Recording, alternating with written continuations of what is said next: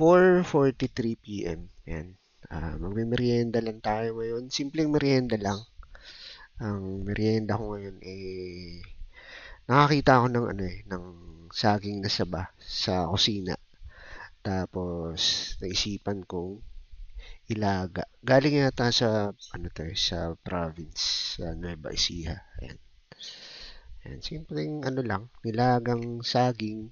Tapos lagyan natin ng margarine, no? Yung margarine. Hulaan nyo kung ano yung tatak ng margarine, di ba? Parang iisa lang naman ang tatak ng margarine dito sa Pilipinas, di ba? Meron silang monopoly. May monopoly sila ng margarine business, no? Ba't nga walang ibang tatak na margarine, no? O meron, o hindi lang natin alam na meron na iba, no? Siguro meron, hindi lang talaga. Kumbaga, ito lang talaga yung usually na binibili natin. Bata pa ako ito na yung margarine na kinalakihan ko eh.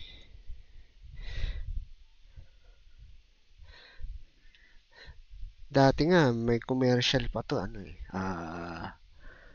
nilalagay sa sa sinaing.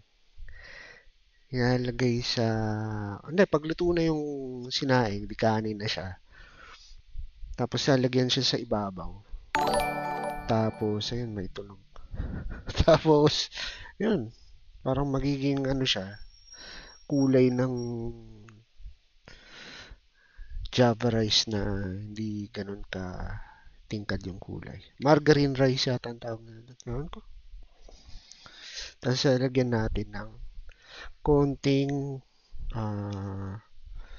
nasubukan ko nga ng walang sugar. Kung anong lasa nito. Walang sugar. Margarine lang ba? Tsaka saging na saba.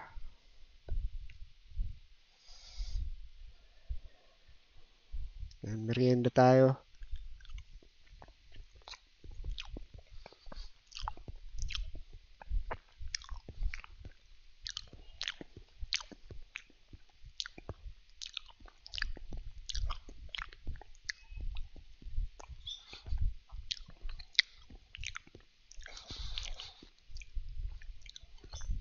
Pwede na pala walang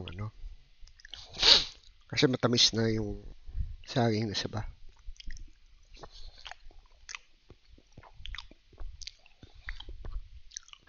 Pwede na, pwede na.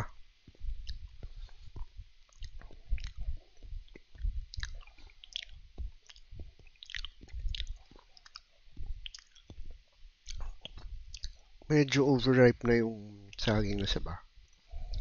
Pero ayos lang. Mas gusto ko yung ganun kasi mas madali siyang kagatin kaysa yung makunat.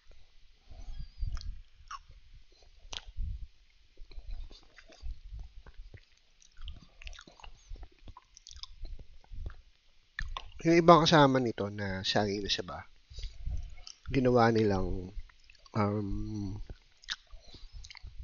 parang pritong, hindi ko alam kung banana cube yan.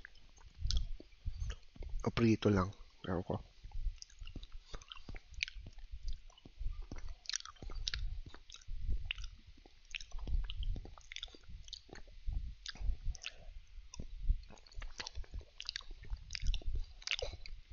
Sarap.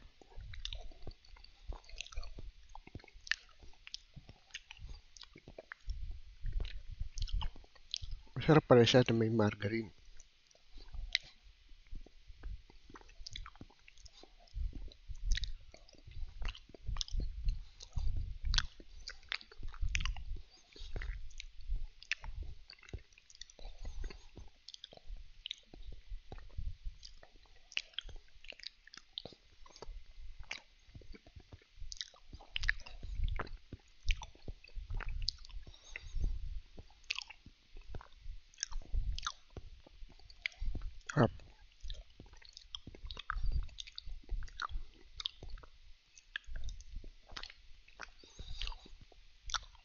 Um,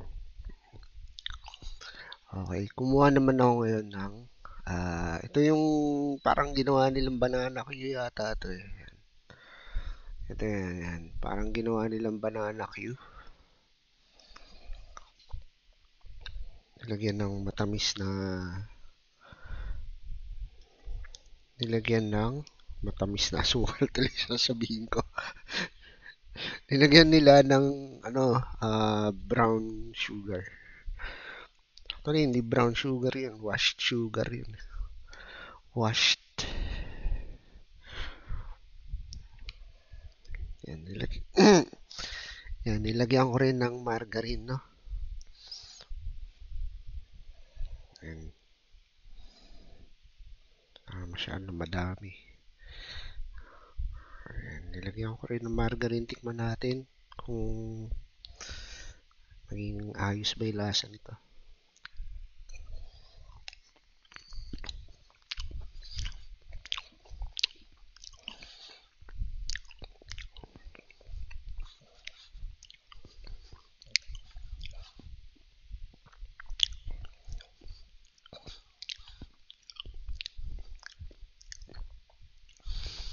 Lasa siyang banana Q na may, may margarine. Diba? Pero, syempre, ano pa ba ang ibang lasa na wala sa natin? Yung banana Q nga siya na may margarine.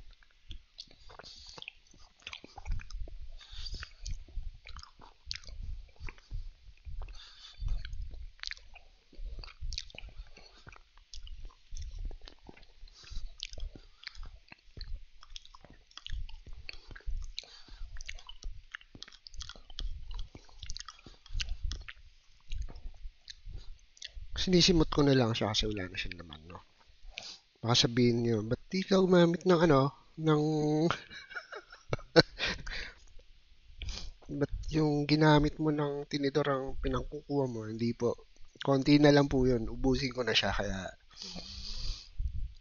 ginagamitan ko na ng sarili kong tinidor. Yan. Masarap siya pag may margarine. Naisip ko, di ba yung ensimada may margarine din yun. Tapos may asukal. So, pwede siya sa banana Q, no? Pwede. Alam ko usually ginagawa ito sa kamote. Ah, nilagang kamote o kaya inihaw na kamote. Tapos nilalagyan ng margarine. Tapos iba naglalagay din ng asukal.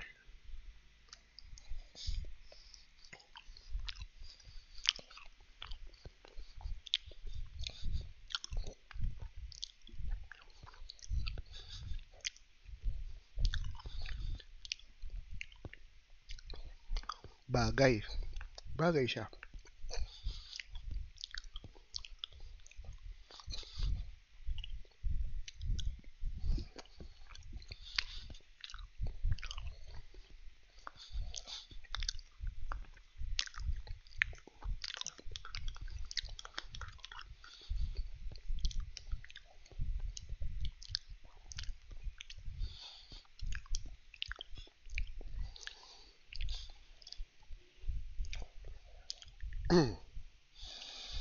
Yan.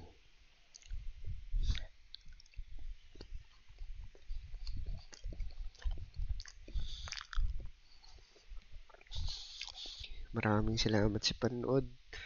At ano ba yan? Friday. Happy Friday everyone. Bye-bye.